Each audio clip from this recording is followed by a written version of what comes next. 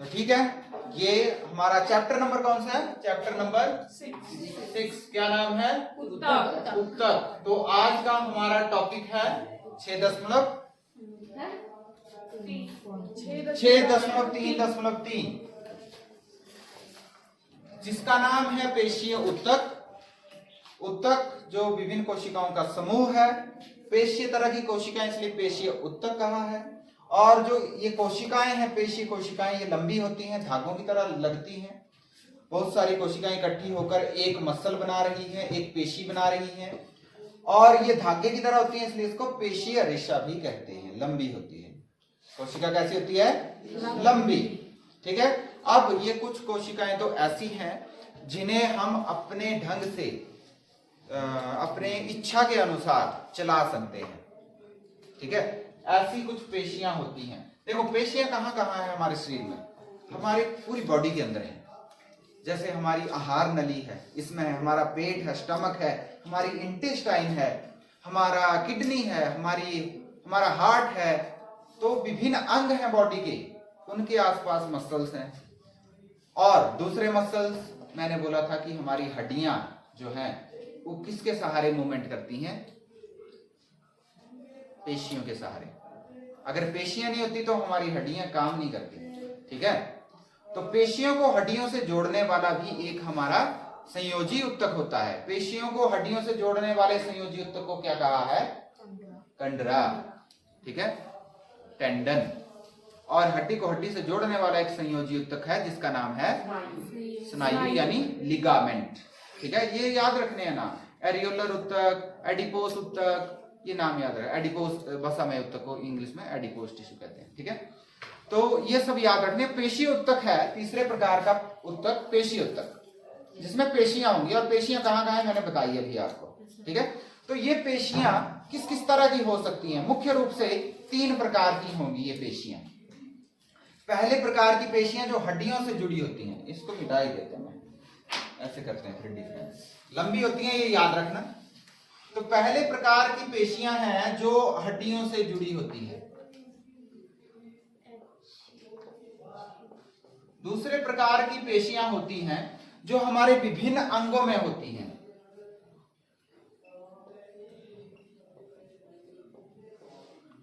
जैसे हमारा जो श्वास नली है, जैसे हमारी आहार नली है, जैसे हमारी रक्त वाहिका है, उसमें भी होती हैं। ठीक है, ऐसी कोशिकाएं होती है विभिन्न अंगों में जो होती हैं। और तीसरे प्रकार की बड़ी इंपॉर्टेंट सी कोशिका है जो हृदय में होती है। इसकी खास बात है कि ये पूरी उम्र लगातार चल रही है। Cardiac muscle, cardiac muscle, cardiac word जहां पे लगा, जैसे कार्डिक अरेस्ट मतलब हार्ट अटैक, कार्डिक अरेस्ट हो गया। कार्डिक मतलब हार्ट। ठीक है, तो हार्ट मतलब हृदय। हृदय की पेशी को स्पेशली अलग से मैंने इसलिए यहां मेंशन किया, आपकी बुक में इसलिए मेंशन किया हुआ है क्योंकि हृदय की पेशी पूरी उम्र बिना थके काम करती है। अगर कभी थक गई तो इंसान थक गया, है ना? तो ये थक गई उस दिन इंसान भी थक जाता है। ठीक है, तो ये इसलिए हमने स्पेशल अलग से एक केस आपकी बुक में दिया हुआ है जिसमें बताया हुआ कि हृदय पेशी एक तीसरे प्रकार की पेशी है। और ये 3 प्रकार की पेशियों का जिक्र आपकी बुक में किया गया है। इनको समझने का प्रयास करते हैं कि ये कैसी कैसी होती हैं। सबसे पहले हड्डियों से जुड़ी हुई पेशियां होती हैं। ये पेशियां ऐच्छिक होती हैं, हम अपनी इच्छा अनुसार, जैसे हाथों की पेशियां, जांघों की, टांगों की पेशियां, ये पेशियां वैसी हैं जो हम अपनी इच्छा अनुसार हिला सकते हैं, अपनी इच्छा अनुसार इनसे कार्य करवा सकते हैं। ठीक है, तो ये ऐच्छिक पेशियां होती हैं। ये पेशियां ऐच्छिक पेशियां होती हैं जिन्हें हम अपनी इच्छा अनुसार कार्यान्वित कर सकते हैं, आपका कार्य में प्रयोग ला सकते हैं। ठीक है, हिला डुला सकते हैं। और ये हड्डियों से जुड़ी होती हैं, इसलिए हमें मूवमेंट में हेल्प करती हैं, यानी हमें चलने में, हिलने डुलने में हेल्प करती हैं, चलने में सहायता करती हैं। इसलिए क्योंकि इच्छा के अनुसार हो रही है, इसलिए ऐच्छिक पेशियां कहा है। और क्योंकि ये चलने में सहायक होती है, इसलिए इनको स्केलेटल मसल भी बोला है। स्केलेटल मतलब कंकाल पेशी भी बोला है। कंकाल बनता है ना हड्डियों से, तो हड्डियों से कौन सी पेशी जुड़ी है? ये वाली पेशी ऐच्छिक पेशी है, इसलिए इसको कंकाल पेशियां भी कहा है, क्योंकि कंकाल से जुड़ी होती हैं। समझ गए? इतना समझ गए कि इन पेशियों के बारे में? ये कंकाल पेशियां हैं, कंकाल से जुड़ी होती हैं, इसलिए चलने में सहायता करती हैं और ये हमारी इच्छा अनुसार चलती हैं, इसलिए इनको ऐच्छिक पेशियां भी बोलते हैं। इनका जरा स्ट्रक्चर देखें कैसा होता है। ये बेलनाकार होती है, लंबी लंबी, ये भी बेलनाकार है। थोड़ा बड़ा करके मैं हम इनको देखें तो एक फाइबर, एक रेशा, ये एक कोशिका है, एक कोशिका है। इनके ग्रुप से वो हमारी कंकाल पेशियां बन जाती हैं। ये जो हाथ में है, बाजू में, टांगों में इतनी मोटी मोटी पेशियां हैं, हड्डी तो पतली होती है, पेशियां बड़ी बड़ी हैं। तो पेशियां इतनी बड़ी क्यों हैं? क्योंकि इसमें कोशिकाएं बहुत ज्यादा हैं, बहुत ज्यादा कोशिकाएं हैं, तो वो मिलकर इतना मोटा एक उत्तक बना रही है, जिसको पेशी उत्तक कहा है। अब ये एक फाइबर निकाला मैंने, कोशिका को फाइबर भी बोला है ना, रेशा भी बोला है, तो पेशी कोशिका को हम पेशीय रेशा भी कह रहे हैं, क्योंकि रेशे की तरह लंबी भी है। ठीक है, तो अब इसको अगर हम देखेंगे अच्छे से तो ये बेलनाकार होती है और इसमें आप देखोगे कि ऐसे धारियां जैसी होती हैं, रेखाएं एक के बाद एक, हल्के और गहरे रंग की। ये हल्का रंग है और ये गहरा रंग है।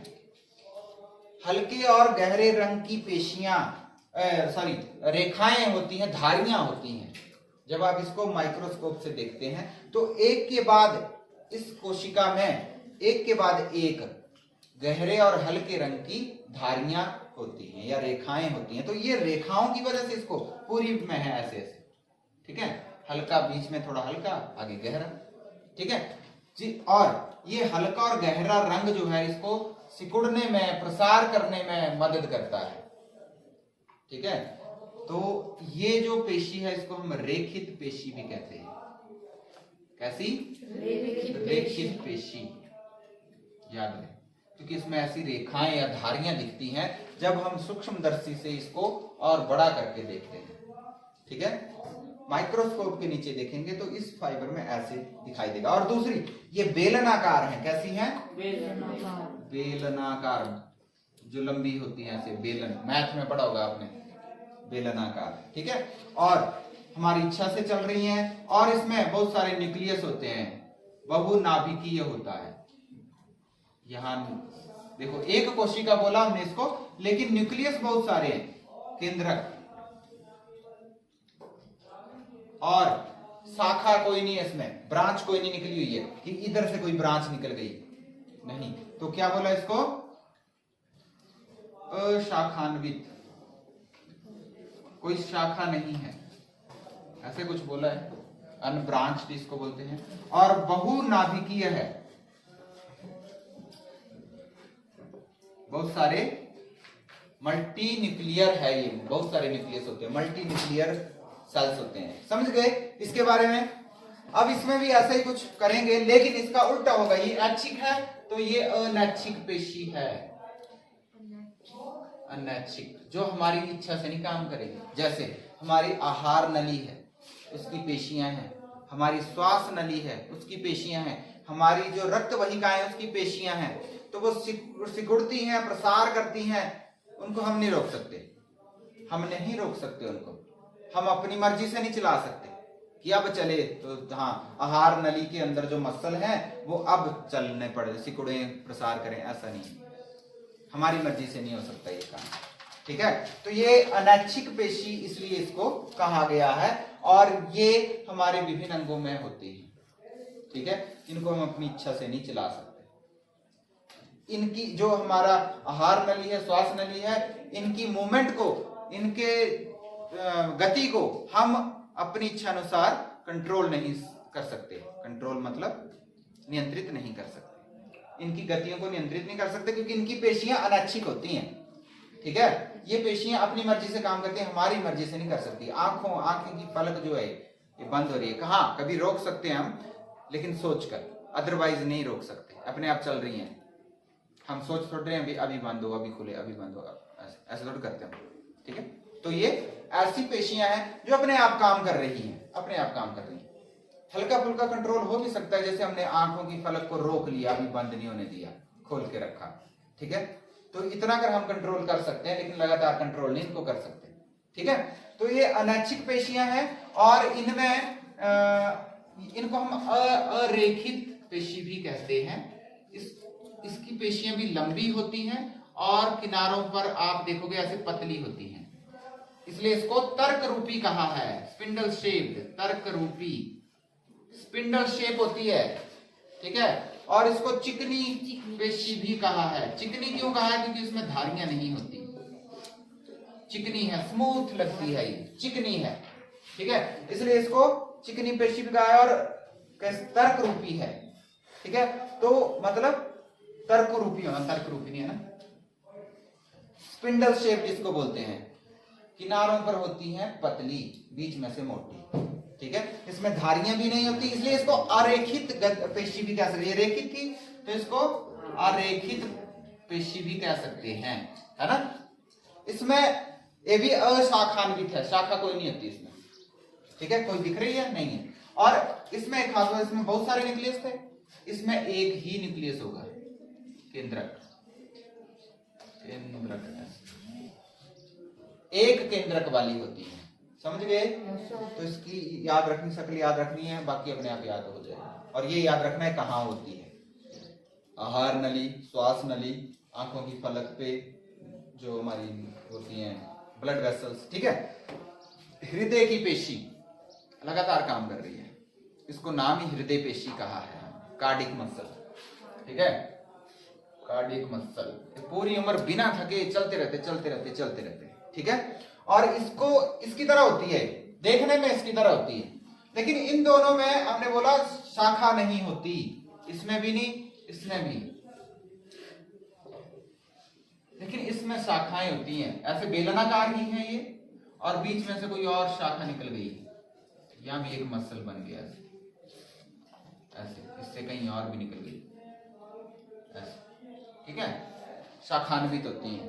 और इसमें भी एक कोशिका के अंदर बहुत से ज्यादा न्यूक्लियस हो सकते हैं, एक न्यूक्लियस।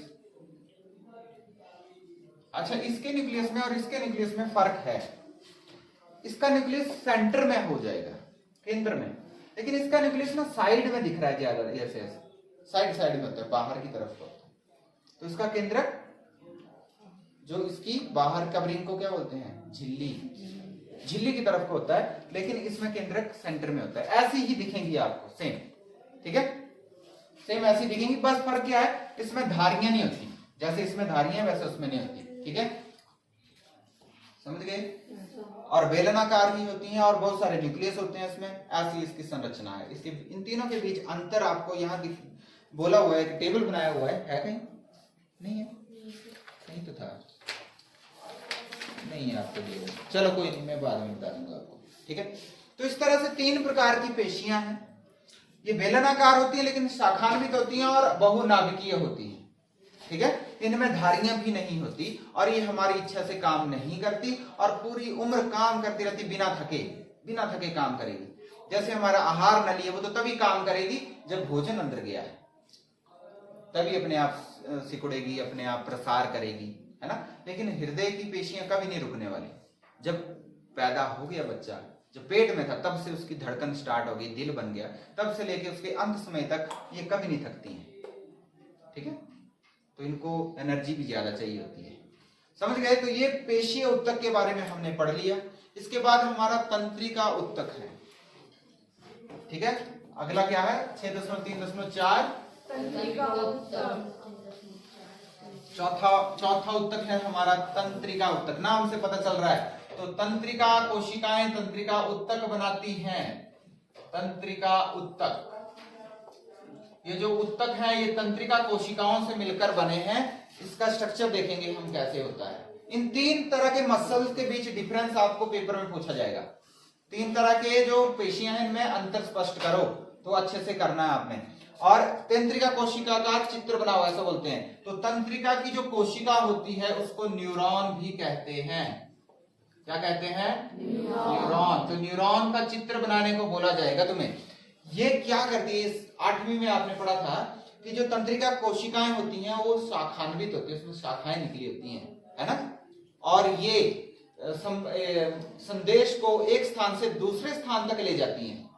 जैसे ठंडा लगा हाथ में, कोई टच हुआ, चुभा पैर में कुछ, तो उसका मैसेज ब्रेन में जाएगा, वो तंत्रिका कोशिका ले जाएंगी, तंत्रिका कोशिकाएं ले जाएंगी ब्रेन में, ब्रेन को पता चलेगा कि यहां पर कुछ चुभा, ठीक है। तो दर्द का एहसास तब होगा जब ब्रेन तक मैसेज जाएगा। तो कौन मैसेज को ले जा रहा है, संदेश को कौन ले जा रहा है, तंत्रिका कोशिका। और तंत्रिका कोशिका जब संदेश को स्थानांतरित करती है तो इस तरह से वो हेल्प करती है हमारी बॉडी के अंदर कोऑर्डिनेशन बनाने में, समन्वय बनाने में। विभिन्न अंगों में समन्वय बना हुआ है बॉडी के अंदर, किडनी काम कर रही है, हार्ट काम कर रहा है उस समन्वय की वजह से। तो समन्वय क्या है, तंत्रिका कोशिका कर रही है। और तंत्रिका कोशिका अब तंत्रिका उत्तक बनाएगी। बहुत सारी तंत्रिका कोशिकाएं मिलती हैं और मिलाने के लिए कोशिकाओं को क्या चाहिए, संयोजी उत्तक। तो संयोजी उत्तकों की सहायता से वो कोशिकाएं मिल रही हैं और अपना उत्तक बना रही हैं, तंत्रिका उत्तक। जिसमें क्या है, इसमें क्या क्या आता है, हमारा मस्तिष्क आ रहा है, मेरुरज्जु, ये अगली क्लास में हम डिटेल में पढ़ेंगे। मेरुरज्जु जो रीढ़ की हड्डी में, ब्रेन, दिमाग के अंदर, खोपड़ी के अंदर दिमाग है, वो दिमाग से पीछे पीछे जाती है एक रीढ़ की हड्डी में एक और ऐसा तंत्रिका उत्तक का बना हुआ एक भाग होता है जिसे मेरुरज्जु कहते हैं। उससे निकलने वाली बाकी शाखाएं जो हमारी पूरी बॉडी में फैली हुई हैं, तंत्रिका जो है, तंत्रिकाएं, ये सब मिलकर ये हमारा तंत्रिका उत्तक बना रही है। और ये तंत्रिका उत्तक हमारा तंत्रिका तंत्र है, ये हमारा तंत्रिका तंत्र है कुल मिलाकर, ठीक है। जैसे पाचन तंत्र, श्वसन तंत्र, उत्सर्जन तंत्र, वैसे ही तंत्रिका तंत्र, ठीक है, तंत्रिकाओं का बना हुआ, न्यूरॉन्स का बना हुआ, जिसमें ब्रेन आ रहा है, रीढ़ की हड्डी में स्पाइनल कॉर्ड आ रही है और उससे निकलने वाली तंत्रिकाएं, ठीक है, समझ गए। नर्व्स इनको बोलते हैं, ये नर्व्स हैं हमारे, ठीक है। तो अगर हम देखें न्यूरॉन का चित्र तो कैसा होता है, इसमें वैसे होता है, मेन हमारा एक बाहर की झिल्ली होती है, झिल्ली है, और झिल्ली के अंदर साइटोप्लाज्म है, कोशिका द्रव्य है, केंद्रक है, ठीक है, ऐसे होता है। लेकिन इस कोशिका में छोटी छोटी धागों की तरह की ऐसे शाखाएं निकली होती हैं, ठीक है। इसकी बाहर की जो ये झिल्ली है, ये इसको, किसी भी कोशिका को आकार कौन देता है, झिल्ली। पौधों में भित्ति होती है, पौधे की कोशिका को आकार भित्ति देती है, जंतु की कोशिकाओं को झिल्ली आकार देती है। तो इस तरह से हम बना सकते हैं, इस तरह से शाखाएं बना दी हमने,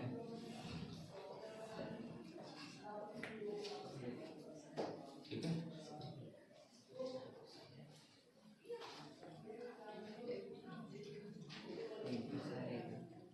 और ये एक तरफ को एक बड़ी शाखा निकलती है जिसको एक्सोन कहते हैं। क्या कहते हैं इसको?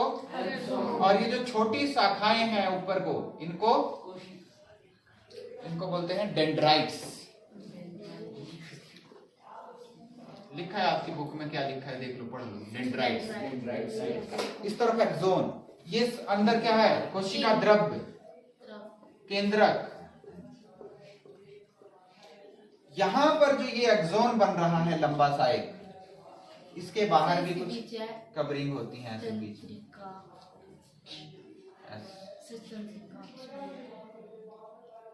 इसको तंत्रिकाक्ष कहते हैं, ठीक है। और लास्ट में यहां पर इसको ऐसे कुछ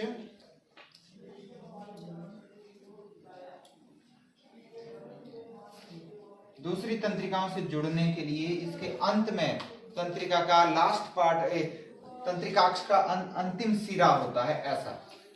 तो ये स्ट्रक्चर बनाना है तुमने, जैसा बुक में दिया है। यहां इसमें न्यूक्लियस भी है कहीं कहीं ऐसे,